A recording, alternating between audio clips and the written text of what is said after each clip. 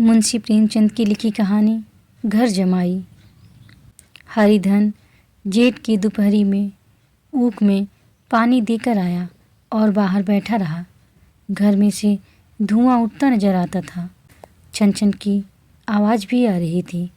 उसके दोनों साले उसके बाद आए और घर में चले गए।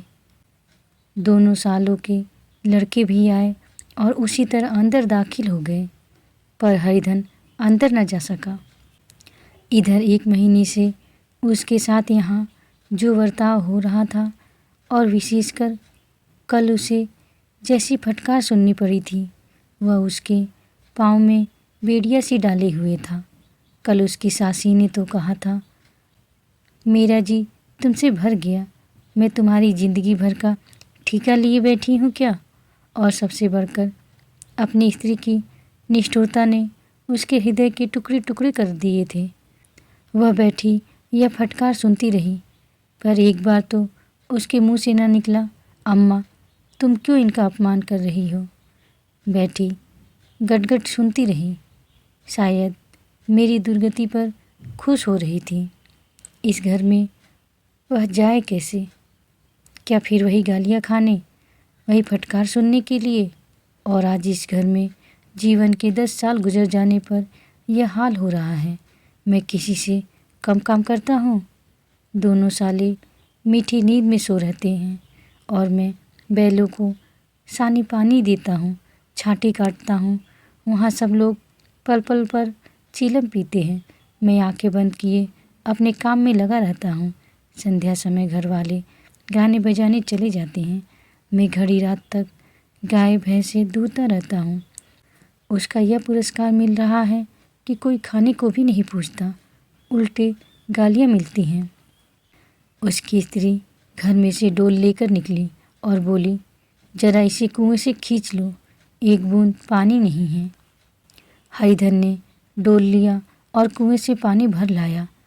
उसे जोर की भूख लगी हुई थी। समझा अब खाने को बुलाने आवेगी, मगर स्त्री डोल लेकर अंदर गई तो वहीं की हो रही। हरिधन थका मादा क्षुधा से व्याकुल पड़ा पड़ा सो गया। सहसा उसकी स्त्री गुमानी ने आकर उसे जगाया।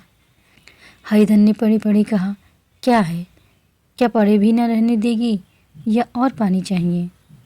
गुमानी कटु स्वर में बोली, गुर्राते क्या हो, खाने को तो बुलाने आई हूँ।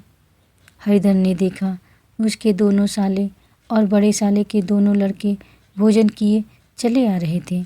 उसकी देह में आग लग गई। मेरी अब यह नौबत पहुंच गई कि इन लोगों के साथ बैठकर खा भी नहीं सकता। ये लोग मालिक हैं, मैं इनकी जूठी थाली चाटने वाला हूँ। मैं इनका कुत्ता हूँ जिसे खाने के बाद एक टुकड़ा रोटी डाल दी जाती है। यही घर है जहाँ आज से 10 साल पहले उसका कितना आदर सत्कार होता था। साले गुलाम बने रहते थे, सास मुँह जोती रहती थी, स्त्री पूजा करती थी। तब उसके पास रुपये थे, जायदाद थी। अब वह दरिद्र है। उसकी सारी जायदाद को इन्हीं लोगों ने कूड़ा कर दिया। अब उसे रोटियों के भी लाले हैं। उसके जी में एक ज्वाला सी उठी कि इसी वक्त अंदर जाकर सास को और सालों को भिगो भिगो कर लगाए, पर जब्त करके रह गया। पड़े पड़े बोला, मुझे भूख नहीं है, आज न खाऊंगा। गुमानी ने कहा, न खाओगे मेरी बला से? हाँ नहीं तो खाओगे तुम्हारे ही पेट में जाएगा, कुछ मेरे पेट में थोड़े ही चला जाएगा। हरिधन का क्रोध आंसू बन गया। यह मेरी स्त्री है जिसके लिए मैंने अपना सर्वस्व मिट्टी में मिला दिया। मुझे उल्लू बनाकर यह सब अब निकाल देना चाहते हैं। अब वह कहाँ जाए, क्या करे? उसकी सास आकर बोली, चलकर खा क्यों नहीं लेते जी, रोटते किस पर हो? यहाँ तुम्हारे नखरे सहने का किसी में बूता नहीं है। जो देते हो वह मत देना, और क्या करोगे? तुमसे मेरी बेटी ब्याही है, कुछ तुम्हारी ज़िंदगी का ठीका नहीं लिखा है। हरिधन ने मर्माहत होकर कहा, हाँ अम्मा, मेरी भूल थी कि मैं यही समझ रहा था। अब मेरे पास क्या है कि तुम मेरी ज़िंदगी का ठीका लोगी? जब मेरे पास भी धन था तब सब कुछ आता था। अब दरिद्र हूँ, तुम क्यों बात पूछोगी? बूढ़ी सास भी मुंह फुलाकर भीतर चली गई। बच्चों के लिए बाप एक फालतू सी चीज़, एक विलास की वस्तु है, जैसे घोड़े के लिए चने या बाबुओं के लिए मोहन भोग। माँ रोटी दाल है, मोहन भोग उम्र भर न मिले तो किसका नुकसान है, मगर एक दिन रोटी दाल के दर्शन न हो तो फिर देखिए क्या हाल होता है। पिता के दर्शन कभी कभी शाम सवेरे हो जाते हैं। वह बच्चे को उछालता है, दुलारता है, कभी गोद में लेकर या उंगली पकड़कर सैर कराने ले जाता है, और बस यही उसके कर्तव्य की इति है। वह परदेश चला जाए, बच्चे को परवाह नहीं होती, लेकिन माँ तो बच्चे का सर्वस्व है। बालक एक मिनट के लिए भी उसका वियोग नहीं सह सकता। पिता कोई हो उसे परवाह नहीं, केवल एक उछलने कूदने वाला आदमी होना चाहिए, लेकिन माता तो अपनी ही होनी चाहिए, 16 आने अपने, वही रूप, वही रंग, वही प्यार, वही सब कुछ। वह अगर नहीं है तो बालक के जीवन का स्रोत मानो सूख जाता है। फिर वह शिव का नंदी है, जिस पर फूल या जल चढ़ाना लाजमी नहीं, अख्तियारी है। हरिधन की माता का आज 10 साल हुए देहांत हो गया था। उस वक्त उसका विवाह हो चुका था। वह 16 साल का कुमार था, पर माँ के मरते ही उसे मालूम हुआ मैं कितना निसहाय हूँ, जैसे उस पर उसका कोई अधिकार ही न रहा हो। बहनों के विवाह हो चुके थे, भाई कोई दूसरा न था। बेचारा अकेले घर में जाते भी डरता था। माँ के लिए रोता था, पर माँ की परछाई से डरता था। जिस कोठरी में उसने देह त्याग किया था, उधर वह आंखें तक न उठाता। घर में एक बुआ थी, वह हरिधन का बहुत दुलार करती। हरिधन को अब दूध ज़्यादा मिलता, काम भी कम करना पड़ता। बुआ बार बार पूछती, बेटा कुछ खाओगे? बाप भी अब उसे ज़्यादा प्यार करता, उसके लिए अलग एक गाय मंगवा दी। कभी कभी उसे कुछ पैसे दे देता कि जैसे चाहे खर्च करे, पर इन मरहमों से वह घाव न पूरा होता था जिसने उसकी आत्मा को आहत कर दिया था। यह दुलार और प्यार उसे बार बार माँ की याद दिलाता। माँ की घुड़कियों में जो मज़ा था, वह क्या इस दुलार में था? माँ से मांग कर, लड़कर, ठुनक कर, रूठ कर लेने में जो आनंद था, वह क्या इस भिक्षा दान में था? पहले वह स्वस्थ था, मांग कर खाता, लड़ लड़ कर खाता। अब वह बीमार था, अच्छे से अच्छे पदार्थ उसे दिए जाते, पर भूख न थी। साल भर तक वह इसी दशा में रहा। फिर दुनिया बदल गई। एक नई स्त्री, जिसे लोग उसकी माता कहते थे, उसके घर में आई और देखते देखते एक काली घटा की तरह उसके संकुचित भूमंडल पर छा गई। सारी हरियाली, सारे प्रकाश पर अंधकार का पर्दा पड़ गया। हरिधन ने इस नकली माँ से बात तक न की, कभी उसके पास गया तक नहीं। एक दिन घर से निकला और ससुराल चला आया। बाप ने बार बार बुलाया, पर उसके जीते जी वह फिर उस घर में न गया। जिस दिन उसके पिता के देहांत की सूचना मिली, उसे एक प्रकार का ईर्ष्यामय हर्ष हुआ। उसकी आंखों से आंसू की एक बूंद भी न आई। इस नए संसार में आकर हरिधन को एक बार फिर मातृस्नेह का आनंद मिला। उसकी सास ने ऋषि वरदान की भांति उसके शून्य जीवन को विभूतियों से परिपूर्ण कर दिया। मरुभूमि में हरियाली उत्पन्न हो गई। सालियों की चुहल में, सास के स्नेह में, सालों के वाक विलास में और स्त्री के प्रेम में उसके जीवन की सारी आकांक्षाएं पूरी हो गई। सास कहती, बेटा तुम इस घर को अपना ही समझो, तुम ही मेरी आँखों के तारे हो। वह उससे अपने लड़कों की, बहुओं की शिकायत करती। वह दिल में समझता था, सास जी मुझे अपने बेटों से भी ज़्यादा चाहती हैं। बाप के मरते ही वह घर गया और अपने हिस्से की जायदाद को कूड़ा करके रुपयों की थैली लिए हुए आ गया। अब उसका दूना आदर सत्कार होने लगा। उसने अपनी सारी संपत्ति सास के चरणों पर अर्पण करके अपने जीवन को सार्थक कर दिया। अब तक उसे कभी कभी घर की याद आ जाती थी, अब भूल कर भी उसकी याद न आती।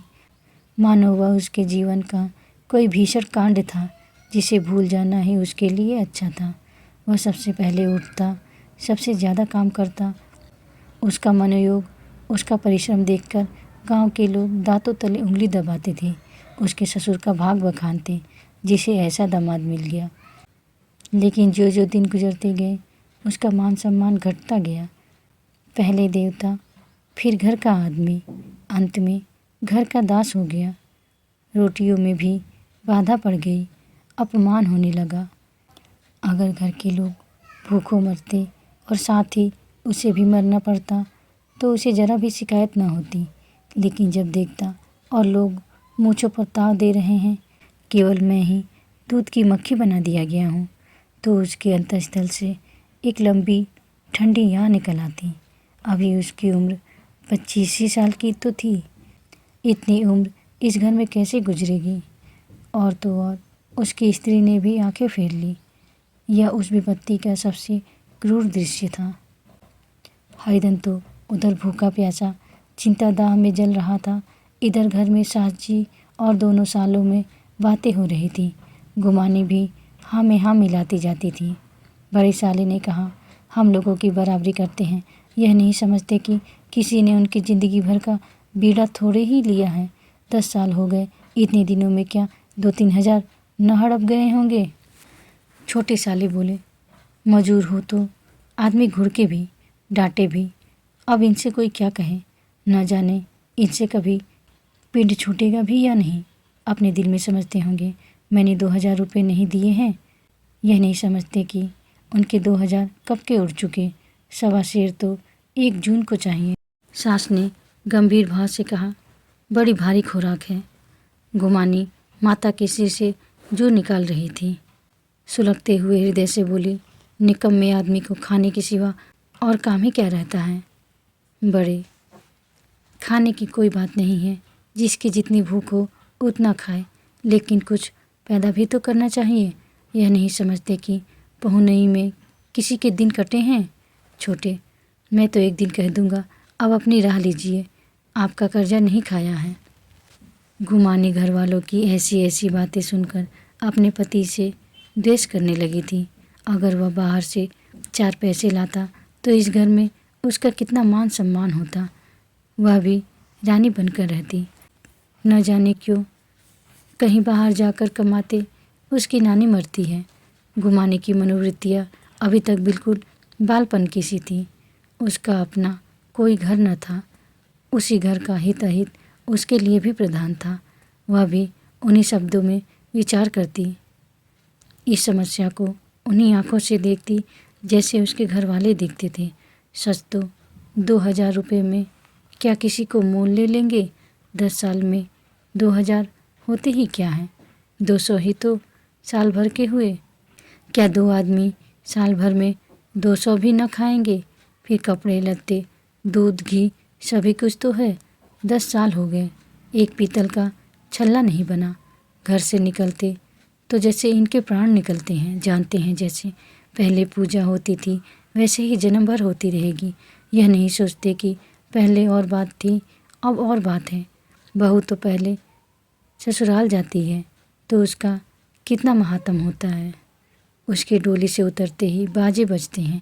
गाँव मोहल्ले की औरतें उसका मुंह देखने आती हैं और रुपए देती हैं। महीनों भर उसे घर भर से अच्छा खाने को मिलता है, अच्छा पहनने को कोई काम नहीं लिया जाता। लेकिन 6 महीनों के बाद कोई उसकी बात भी नहीं पूछता। वह घर भर की लौंडी हो जाती है। उनके घर में मेरी भी तो वही गति होती। फिर काहे का रोना। जो यह कहो कि मैं तो काम करता हूँ तो तुम्हारी भूल है। मजूर की और बात है। उसे आदमी डांटता भी है, मारता भी है। जब चाहता है रखता है, जब चाहता है निकाल देता है, कसकर काम लेता है। यह नहीं कि जब जी में आया कुछ काम किया, जब जी में आया पढ़कर सो रहे। हरिधन अभी पड़ा अंदर ही अंदर सुलग रहा था कि दोनों साले बाहर आए और बड़े साहब बोले, भैया उठो, तीसरा पहर ढल गया, कब तक सोते रहोगे, सारा खेत पड़ा हुआ है। हरिधन चट उठ बैठा और तीव्र स्वर में बोला, क्या तुम लोगों ने मुझे उल्लू समझ लिया है। दोनों साले हक्का बक्का हो गए। जिस आदमी ने कभी जबान नहीं खोली, हमेशा गुलामों की तरह हाथ बांध हाजिर रहा, वह आज एकाएक इतना आत्माभिमानी हो जाए, यह उनको चौंका देने के लिए काफ़ी था। कुछ जवाब न सूझा। हरिधन ने देखा इन दोनों के कदम उखड़ गए हैं तो एक धक्का और देने की प्रबल इच्छा को न रोक सका। उसी ढंग से बोला, मेरी भी आंखें हैं, अंधा नहीं हूँ, न बहरा ही हूँ। छाती फाड़ कर काम करूँ और उस पर भी कुत्ता समझा जाऊँ। ऐसे गधे और कहीं होंगे। अब बड़े साले भी गर्म पड़े। तुम्हें किसी ने यहाँ बांधे तो नहीं रखा है? अब के हरिधन लाजवाब हुआ। कोई बात न सूझी। बड़े ने फिर उसी ढंग से कहा, अगर तुम यह चाहो कि जन्म भर पहुने बने रहो और तुम्हारे वैसा ही आदर सत्कार होता रहे तो यह हमारे बस की बात नहीं है। हरिधन ने आंखें निकाल कर कहा, क्या मैं तुम लोगों से कम काम करता हूँ? बड़े, यह कौन कहता है? हरिधन, तो तुम्हारे घर की नीति है कि जो सबसे ज़्यादा काम करे वही भूखों मारा जाए।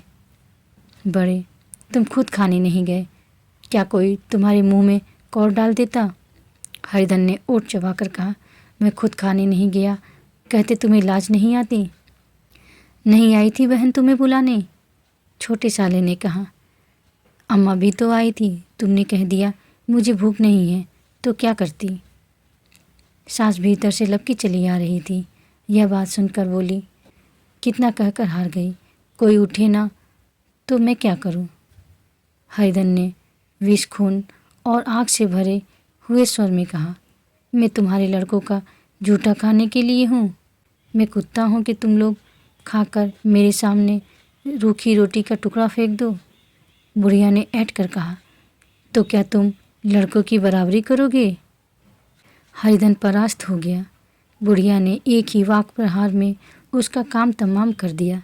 उसकी तनी हुई भौवें ढीली पड़ गई, आँखों की आग बुझ गई, फड़कते हुए नथने शांत हो गए। किसी आहत मनुष्य की भांति वह जमीन पर गिर पड़ा। क्या तुम मेरे लड़कों की बराबरी करोगे? यह वाक्य एक लंबे भाले की तरह उसके हृदय में चुभता चला जाता था। न हृदय का अंत था न उस भाले का। सारे घर ने खाया पर हरिधन न उठा। सास ने मनाया, सालियों ने मनाया, ससुर ने मनाया, दोनों साले मनाकर थक गए। हरिधन न उठा। वहीं द्वार पर एक टाट पर पड़ा था, उसे उठाकर सबसे अलग कुएं पर ले गया और जगत पर बिछाकर पड़ा रहा। रात भीग चुकी थी। अनंत प्रकाश में उज्ज्वल तारे बालकों की भांति क्रीड़ा कर रहे थे।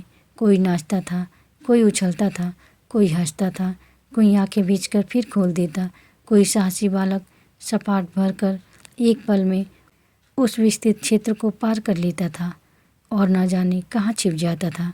हरिधन को अपना बचपन याद आया, जब वह भी इसी तरह क्रीड़ा करता था। उसकी बाल स्मृतियाँ उन्हीं चमकीले तारों की भांति प्रज्वलित हो गई।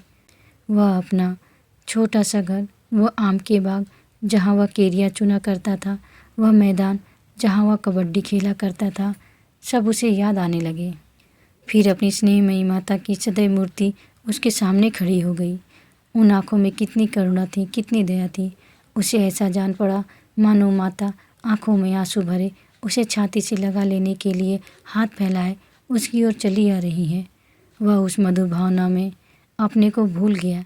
ऐसा जान पड़ा मानो माता ने उसे छाती से लगा लिया है और उसके सिर पर हाथ फेर रही है। वह रोने लगा, फूट फूट कर रोने लगा। उसी आत्मसम्मोहित दशा में उसके मुंह से यह शब्द निकला, अम्मा, तुमने मुझे इतना भुला दिया। देखो तुम्हारे प्यारे लाल की क्या दशा हो रही है। कोई उसे पानी को भी नहीं पूछता। क्या जहाँ तुम हो वहाँ मेरे लिए जगह नहीं है? सहसा गुमानी ने आकर पुकारा, क्या सो गए तुम? चलकर खा क्यों नहीं लेते? कब तक कोई तुम्हारे लिए बैठा रहे? हरिधन उस कल्पना जगत से क्रूर प्रत्यक्ष में आ गया। वही कुएं की जगत थी, वही फटा हुआ टाट, और गुमानी सामने खड़ी कह रही थी, कब तक कोई तुम्हारे लिए बैठा रहे? हरिधन उठ बैठा और मानो तलवार म्यान से निकाल कर बोला, भला तुम्हें मेरी सुध तो आई? मैंने तो कह दिया था मुझे भूख नहीं है। गुमानी, तो कै दिन न खाओगे? अब इस घर का पानी भी न पीऊँगा। तुझे मेरे साथ चलना है या नहीं? दृढ़ संकल्प से भरे हुए इन शब्दों को सुनकर गुमानी सहम उठी। बोली, कहाँ जा रहे हो? हरिधन ने मानो नशे में कहा, तुझे इससे क्या मतलब? मेरे साथ चलेगी या नहीं? फिर पीछे से न कहना मुझसे कहा नहीं। गुमानी आपत्ति के भाव से बोली, तुम बताते क्यों नहीं कहाँ जा रहे हो? तुम मेरे साथ चलेगी या नहीं? जब तक तुम बता न दोगे मैं नहीं जाऊंगी। तो मालूम हो गया तू नहीं जाना चाहती। मुझे इतना ही पूछना था। नहीं, अब तक मैं आधी दूर निकल गया होता। यह कहकर वह उठा और अपने घर की ओर चला। गुमानी पुकारती रही, सुन लो, पर उसने पीछे फिरकर भी न देखा। 30 मील की मंजिल हरिधन ने 5 घंटों में तय की। जब वह अपने गांव की अमराइयों के सामने पहुंचा तो उसकी मातृभावना उषा की सुनहरी गोद में खेल रही थी। उन वृक्षों को देखकर उसका विह्वल हृदय नाचने लगा। मंदिर का वह सुनहरा कलश देखकर वह इस तरह दौड़ा मानो एक छलांग में उसके ऊपर जा पहुंचेगा। वह वेग में दौड़ा जा रहा था, मानो उसकी माता गोद फैलाए उसे बुला रही हो। जब वह आमों के बाग में पहुंचा, जहां डालियों पर बैठकर वह हाथी की सवारी का आनंद पाता था, जहां के कच्ची बेरों और डिसोड़ों में एक स्वर्गीय स्वाद था, तो वह बैठ गया और भूमि पर सिर झुकाकर रोने लगा, मानो अपनी माता को अपनी विपत्ति कथा सुना रहा हो। वहाँ की वायु में, वहाँ के प्रकाश में मानो उसकी विराट रूपड़ी माता व्याप्त हो रही थी। वहाँ की अंगुल अंगुल भूमि माता के पद चिन्हों से पवित्र थी। माता के स्नेह में डूबे हुए शब्द अभी तक मानो आकाश में गूंज रहे थे।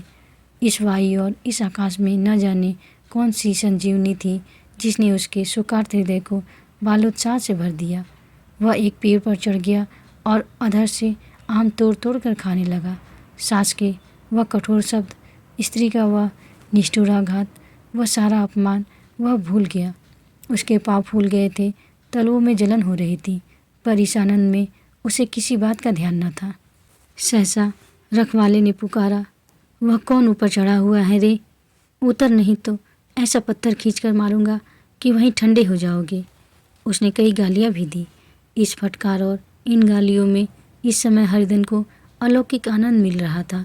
वह डालियों में छिप गया, कई आम काट काट कर नीचे गिराए और जोर से ठट्ठा मार कर हंसा।